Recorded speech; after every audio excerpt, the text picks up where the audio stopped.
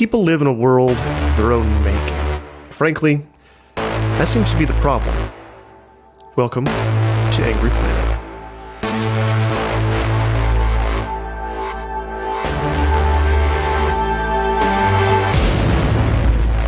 Hello and welcome to Angry Planet. I'm Matthew Galt. And I'm Jason Fields. The Bradley fighting vehicle is on its way to Ukraine. 50 of them, to be precise.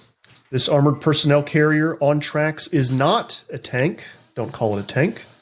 Once maligned as a boondoggle that represented everything wrong with the Pentagon weapons programs, the Bradley is now a much-desired piece of armor. Well, how did that happen? With us today to suss all this out is Sebastian Roblin. Roblin is a freelance journalist whose work has appeared in NBC, Forbes, and of course, War is Boring. Sebastian, thank you so much for coming on to the show.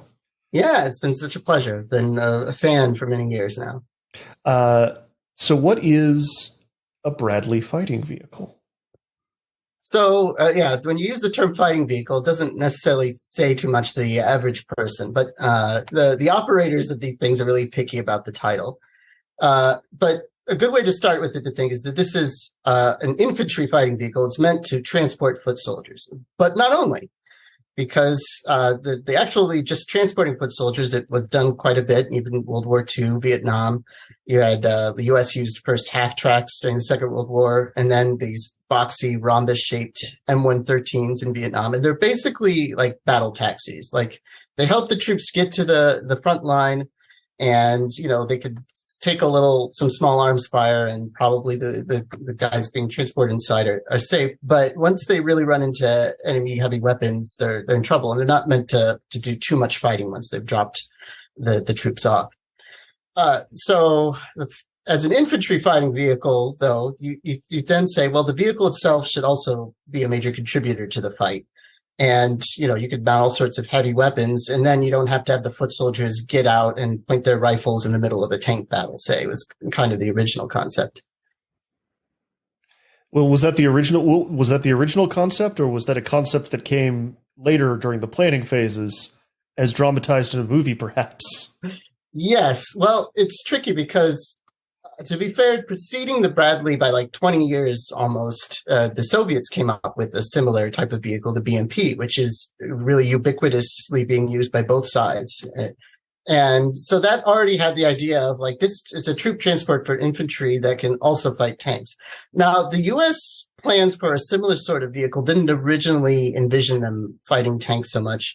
And they just went with a light cannon armament to fight other light armored vehicles and provide fire support and things. Towards the end, there was also the cavalry branch that wanted a scout vehicle, and they sort of got roped into also make into the Bradley program. And that's why there's actually somewhat confusingly two designations, the M2, which is the infantry version, and the M3, which is for cavalry. But they're also actually really quite similar. It's just the cavalry version is only meant to transport a much smaller number of troops and has some different radios and things. Sorry, go ahead.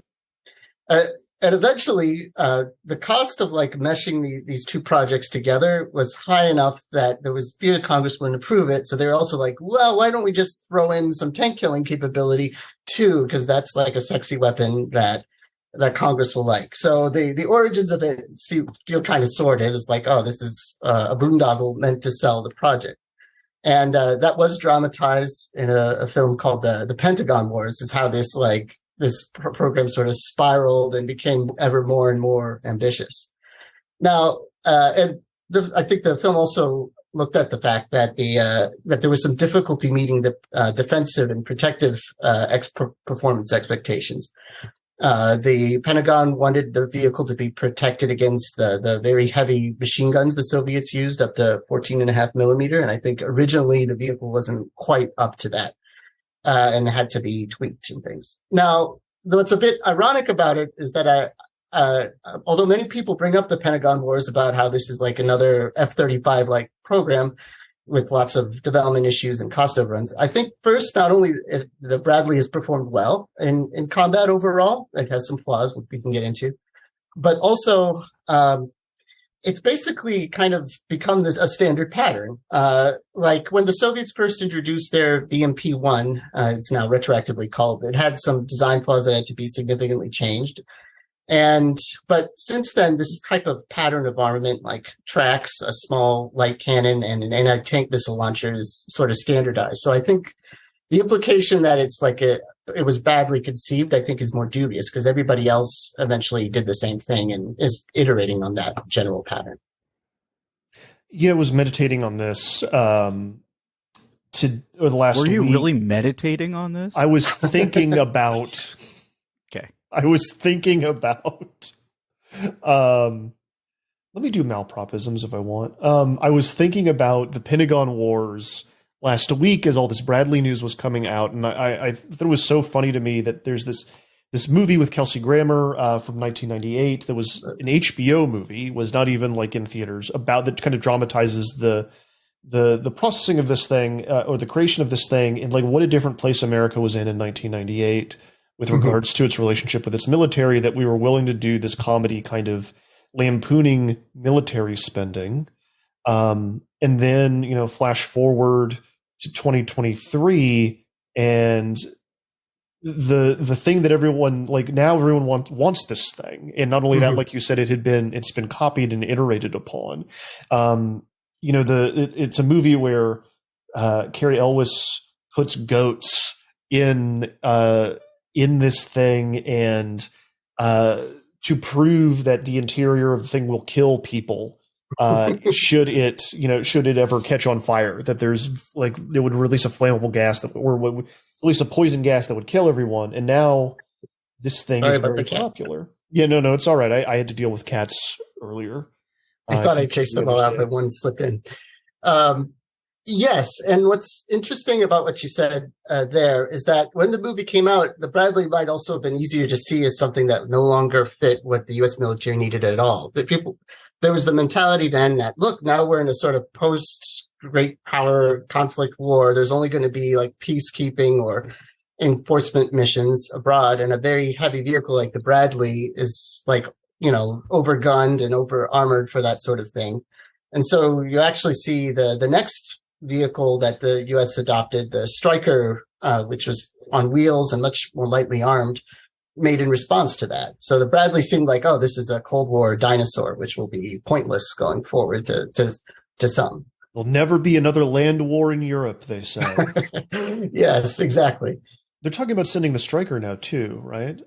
Yeah, it's useful, but it's probably not as urgent for what the Ukrainians would like. The U.S. itself had recently decided that the Stryker was too lightly armed, and they found ways to modify them to carry Javelin anti-tank missiles and a gun, a 30 millimeter gun similar to that of the Bradley, actually a little bit bigger. So they sort of like backtracked on that.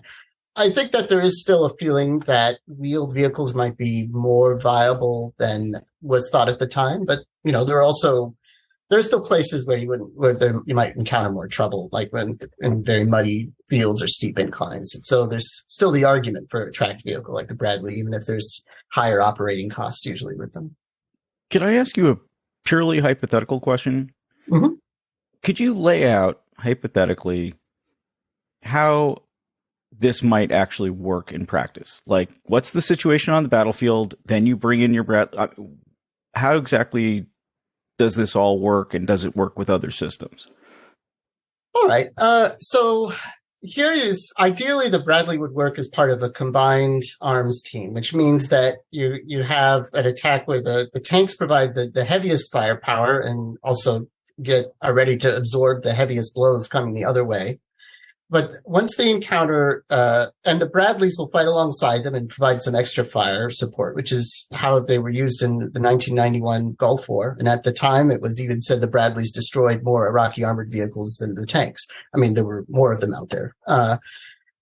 But eventually, the problem with relying on tanks is that when you get to really dense or constricted terrain where you can't see too far ahead, they become really vulnerable to ambushes. And so the right thing to do, which many armies fail to do because the tanks and infantry are separate branches and don't practice as much together, is to have some infantry go forward and screen the tanks, scout it out, and find where the ambushers are. So even if things are tough for the infantry, at least the tanks survive and can then whack anything that they locate.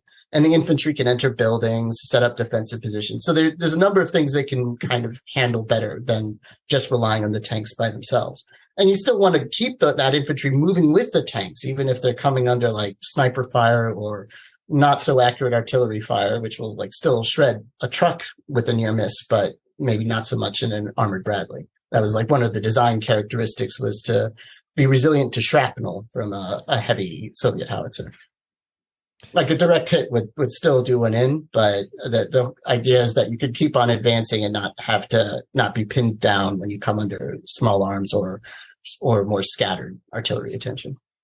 It's kind of fascinating. After decades, this thing is finally going to the place where people kind of originally envisioned it would be used, right? Yeah. And I should stress, too, that although the most exciting application, so to speak, is that the U.S. would like the Ukrainian army to fight like this very mobile combined arms maneuver battle, I would guess that it will possibly be, at least initially, be used in a more conservative way, because trying the sort of maneuvers the U.S. Army likes, start with the U.S. Army also has air power, which manages to sort of work over some of the bigger threats to maneuver forces in advance. But, there's already a very entrenched sort of stalemate where mobility is hard in Ukraine. So they might want to use the sensors and the firepower of the Bradley more conservatively at the beginning, more as like a sort of, as a sort of tank destroyer or assault gun. The tank destroyer ability is also one you have to use at a distance, because the Bradley has like a missile launcher, which is actually more accurate when it has more time to sort of get aimed onto target. And it also has only a few shots with that. So there's a reason why tanks haven't all replaced their big guns with missile launchers, is that there's a higher rate of fire that can be done when you're in a pinch. And also a Bradley, unless they are receiving the newer types of missiles, they actually have to stay still while they're guiding the missile to target to some extent, because it's somebody is actually sort of piloting the missile, which is connected to the tank by a wire that spools out for like up to 2 miles. So it definitely wouldn't be used the same way you use a main battle tank, but because it has really good sensors and infrared sensors, and there's a lack of those on both sides of the war in Ukraine, and especially on the Russian side, it could be used as a more offensive platform than is the doctrinal usage of it. Is it hard to drive one of these things?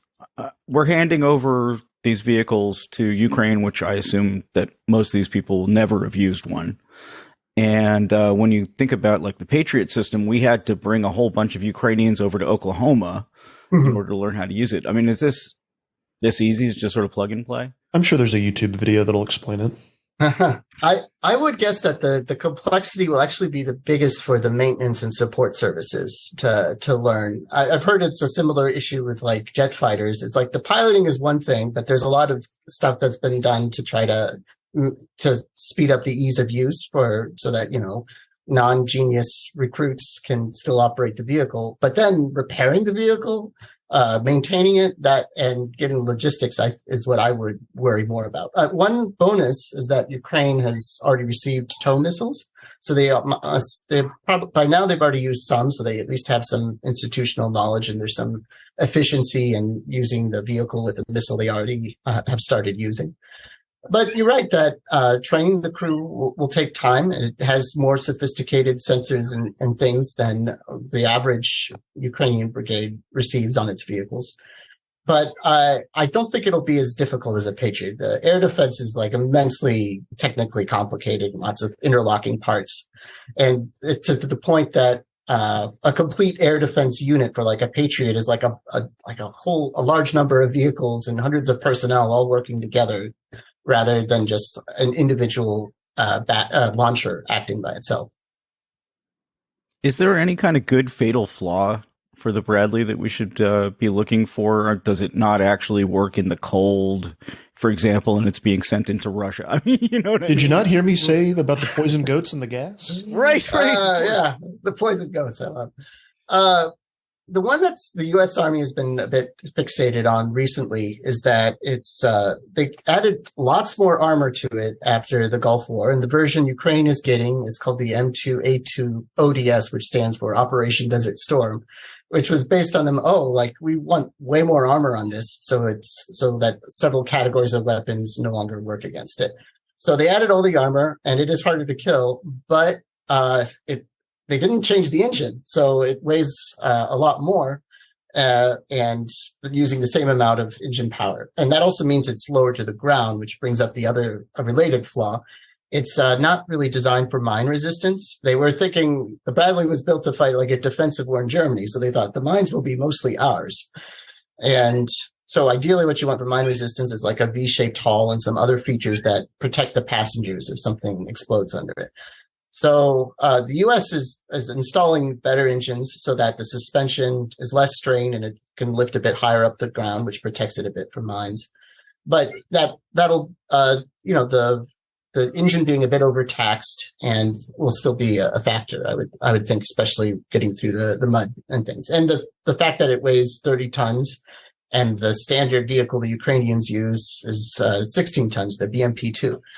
Again, you'll need heavier vehicles to tow these away, to move these to the front, and to maintain them and all that. What about the paint job? Are you worried that they won't receive like the appropriate like winter camouflage? I'm curious about that because it's funny. I didn't think about it till you said it. They're getting the Desert Storm model. Every picture I've seen about this thing, every Getty image, every AP image that's been on top of every story it's the beige model, right? I mean, I'm assuming they would do winter camo, right, for a European theater, but I'm just curious if we'd know that or not. Honestly, I don't know too much about how rigorously they practice repainting. What I have heard is that the Ukrainians are a bit more systematic at using camouflage netting for winter, and that the Russians have been grousing that they have not, and so they're easy. Wherever they're hiding, or equipment or personnel are easier to spot from the sky by drones, and so that's a big consideration. I wouldn't be surprised if some of the initial losses of the Bradley aren't in some like bold attack, but just because Russian frontline reconnaissance spotted them and either hit them with some kind of drone-based weapon or artillery. So why these? Do you think? I mean, I know that Ukrainians want tanks, like tanks, and these are not tanks. And actually, I'd like to talk a little bit more about what is a tank in a minute, but why these? So I would guess that there is an aspect of like sort of hedging, like trying to push the boundary but not go too far with it. But also tanks are like the U.S. style, like Abrams or the Leopard 2, they're like 60 to 70 tons. So they involve an even higher degree of maintenance and support. And the U.S. tank ideally runs on different types of fuel. So although the U.S. Does have also a lot of tanks in storage, the matter of transferring them to Ukraine is just a higher degree of complication, and also, I think, still perceived as a higher political risk, although they might eventually go over that threshold too.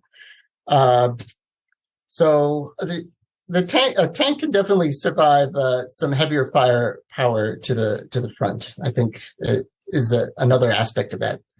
But also, they're on their way out too, right? They're kind of at the end of their service life or perceived service life, or what some people in the Pentagon would like their service life to be, right? Well, yeah, the Pentagon they had plans I talked about how there was an engine upgrade to the Bradley, and they had thought about going an even bigger upgrade after that to have a larger gun on the Bradley and some other updates. And then they said, no, we're going to get a new vehicle. It's been 40 years, so we should feel okay about this.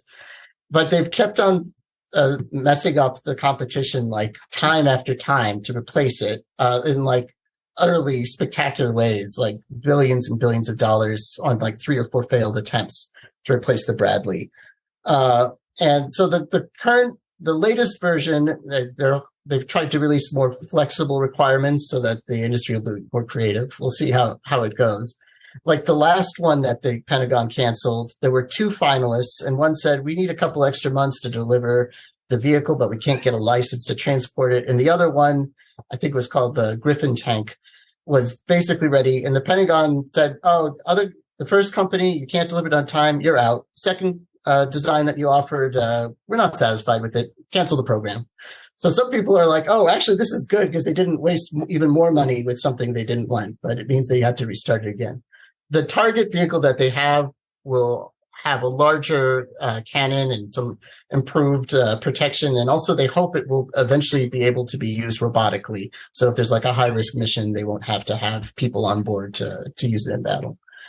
Now, one reason I should add for the Bradley being donated, it's also very available. The U.S. Army is a lot smaller than it was at the height of the Cold War, so they don't have as many in operational service, and a lot of the older, unupgraded, relatively unupgraded M2A2 models, there were like 2,000 in storage. So I feel like this is a fairly low cost thing to give away a vehicle that you're not using anyway, and probably will not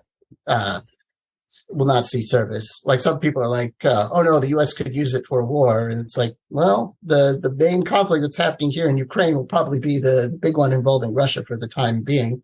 And in the Pacific, there's a relatively marginal needs for armored vehicles. So I think it's really not at all disadvantaging the US unless you were in a hyper mercantiles, like what if we sold them to somebody? Sort of way of mentality. How many people does it carry? So this is actually, to be fair, maybe a weakness I should have mentioned. The M2A2 Desert Storm model has 7, but some earlier versions had 6, and it sort of fluctuated between that number of passengers. And that's not ideal because the U.S. Army prefers its infantry squads to have, I think, 9 people. So these are kind of lightweight squads, and they're not like the Marines used to go to battle with like 13-man squads, but they've also downsized that. The idea is that those squads can take more casualties and still be effective. So the infantry teams on the Bradley are a little more dispersed, and they're not like exactly what you'd send to fight a brutal city fight. But to a certain extent, that's when you call in another formation to support the vehicles. Is it named after General Omar Bradley? Yes, and he's an interesting character too. He was kind of like the superior to Patton that had just kind of like rein him in and chastise him for sometimes going too hard or other things. But he was a fairly successful general across World War II, and he stayed active, criticizing like political decisions and commenting on defense issues into the 60s. Okay, so let's do it. Let's have the conversation. What the hell's a tank? Oh, it's a good question, because if we're honest, I think that if we look at, strictly speaking, what the first tanks looked like back in World War I, and even many in World War II, they might not fit some of the technical definitions we use for tanks today. I would argue that there's 2 aspects to it. There's the engineering aspect, what design features does it have, and then the functional aspect of what role does it play. And you can see this realized in something called the tank alignment chart, which you can Google on the web, which shows you a matrix of how literal or how strict you are with the definition of in the functional as well as engineering sense. Let's look at the engineering sense first, though. I'd say it's a tracked vehicle, which has a large caliber gun in a turret, which is meant for direct fire. So we don't count these turreted artillery vehicles that are like supposed to fire at targets like a huge distance away and really don't want to get close to the enemy. So moving on to role, one of the roles of a tank, but not the only one, should be ideally to attempt a breakthrough through into enemy lines and lean an advance that exploits the breakthrough as well. So for that, you also normally want a good degree of protection, and you need mobility.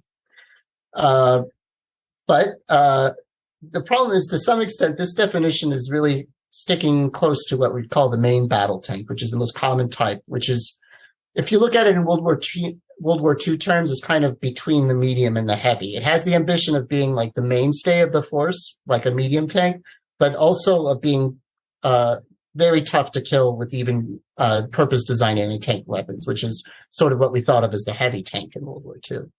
So this is sort of a compromise between these two. And most armies today only field main battle tanks. But there was another class of vehicle you could call a tank too, the light tank, which sort of has a somewhat different utilization in theory. Like one is that you can send light tanks to places the heavy tanks can't get to because they're too heavy to transport, or the ground is really unforgiving of heavyweight vehicles and you need like rice paddies or steep mountains and so forth. So there you just need a lighter vehicle to be able to use armor much at all. The second reason to have it is if you expect to fight adversaries that have limited anti-tank ability, then a light tank might be nearly as good as a heavy tank. Get many of the same things done. And third, you can sort of use it for more armed reconnaissance. So this brings us to one of the vehicles that was transferred, the French AMX-10 RC, which I think, strictly speaking, you'd say engineering-wise is an armored car because it doesn't have tracks. But it really is used in some of the same ways we'd expect a light tank to be used because it has heavy firepower with like a 105 millimeter gun in the turret. And you can use it for reconnaissance or to fight enemies like, say, insurgents in Mali or whatever, where you don't really need a heavy tank and you're not going to like be fighting encountering too many long distance weapons that can take it out. That looks like a tank to me. I'm looking at it right now. One of the Sorry, just go ahead. Sorry. One of the interesting things about it is it even moves like a tank because its wheels don't pivot. They actually have it's called like a skid tracks or whatever. So you change which direction the wheels go to execute turns. Like you can have it can pivot on spot by having the wheels on the left side go forward and on the right side go backward, for example.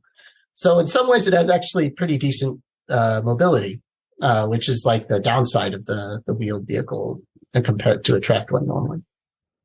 Why do you think we get into these fights about, why do you think weirdos online get into these fights about what is and isn't a tank? Well, I think there is an aspect where it's like good for people to have a good functional role of what things can accomplish, but there's also a sort of elitist or sort of grammar Nazi aspect to it, where it's like, well, you have this, certain group of people have specialist knowledge of a thing, so they like correcting it when the public kind of gets it wrong. I think like with both the Bradley and the MX-10, some people said it could be used like a light tank, which I think is accurate in my view. Again, it's contextual. You don't use it too aggressively when you're fighting Russia. But if you think that there's a sector where there's not many anti-tank weapons, you can use it like a light tank kind of, because they're not in that much trouble. But that mere comment sort of caused a bit of a storm of corrections, because they're like, oh no, you're convincing the public that everything that's an armored vehicle has the capabilities of a main battle tank, which is so.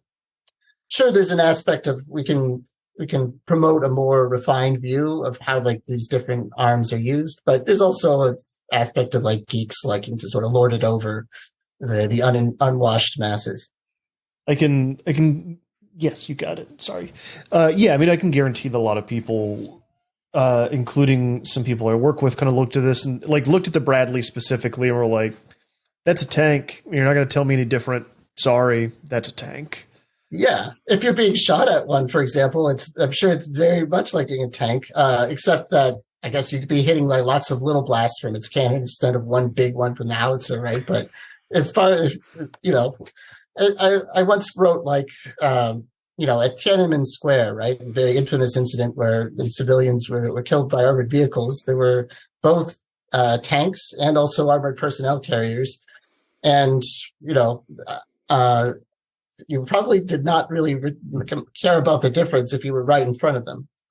Now, if you're like a battlefield tactician, then you could say, okay, that armored personnel carrier is a machine gun, and I've got a whole bunch of weapon systems that can deal with that efficiently, and the tank poses a different level of threat and requires different responses. So, that there is a higher level of analysis that you can apply to it, but for the average person, it still fulfills that role of being, pretty well armored and dishing out a lot of firepower.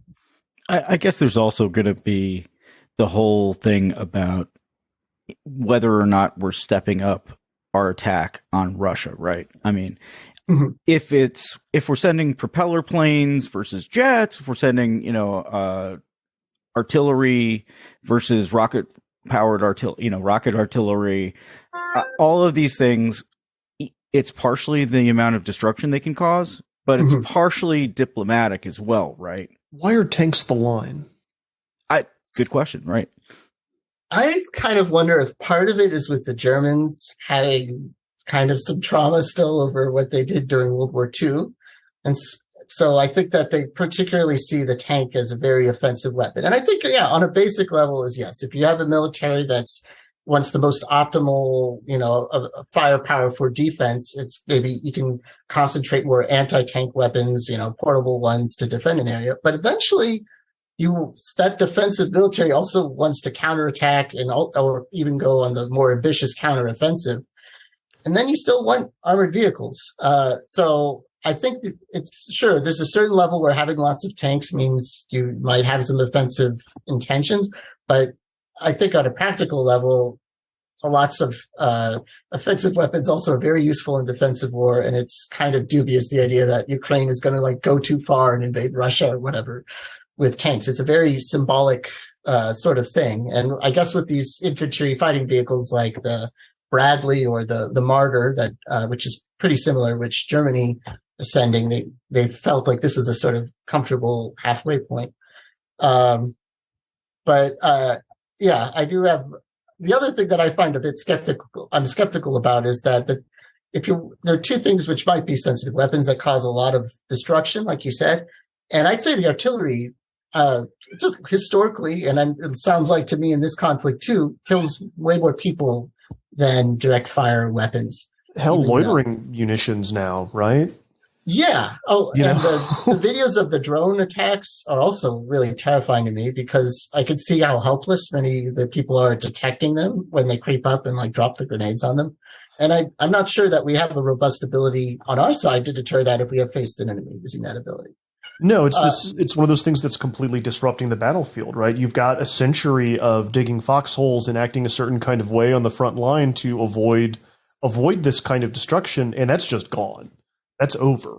Yeah, and it has shocked me that the tactic of using these larger commercial drones, because you need a slightly larger grenade, but large commercial drones to drop grenades on tanks sometimes works. I've seen a lot of those videos, and well, I mean, how much of that is rotting Soviet tanks that don't have that's armor's been stripped for parts and sold on 30 years ago? There's a lot going on there. Well, yeah, and I think that probably a lot of designers are going to think, how can we improve top armor? We saw even the Russians before the war, they put on the cope cages. The cope cages, yeah. Which they were designed to stop these kinds of attacks, and it looks like it was, in a sense, I think they, in theory, probably would work against a grenade, but then not against all sorts of other weapons. But so they kind of knew it might be a problem, and we'll have to think about it too. Maybe the solution might be somewhat Soviet style, to use explosive reactive armor bricks on the top roof. For example, there's a video of a Ukrainian tank that got hit in the side by a kamikaze drone, and it looks like the bricks on its armor helped save it. But these things do create new vulnerabilities. They haven't yet reached the point where they've caused obsolescence, is what I'd say. So you still see both sides wanting these armored vehicles, even if, people are always finding new ways to defeat them. But everybody also adjusts to that and changes their tactics. Sebastian Roblin, thank you so much for coming on to Angry Planet and walking us through this. Where can people find your work? Well, I write quite frequently for 1945 these days, as well as Forbes, and I sometimes write op-eds for NBC. Sometimes I'm like, I'd rather just sort of analyze this, and they're like, no, take a strong opinion. So they've given me a good drill on making more assertive arguments. Thank you so much. Yeah, it's been a pleasure talking.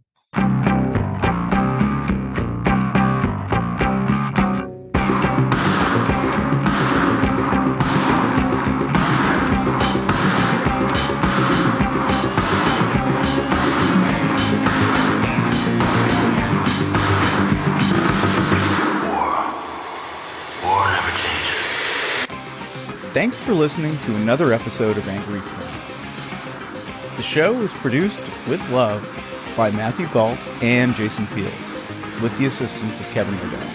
This is the place where we ask you for money. If you subscribe to us on substack.angryplanet.com, it means the world to us. The show, which we've been doing for more than 7 years now, means the world to us, and we hope it means a lot to you. We're incredibly grateful to our subscribers. Please feel free to ask us questions, suggest show ideas, or just say hi.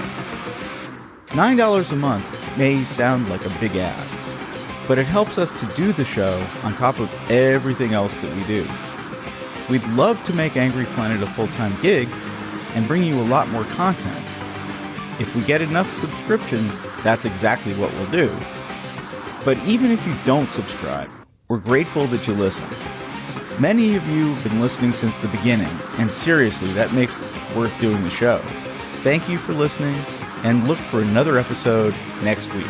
Stay safe.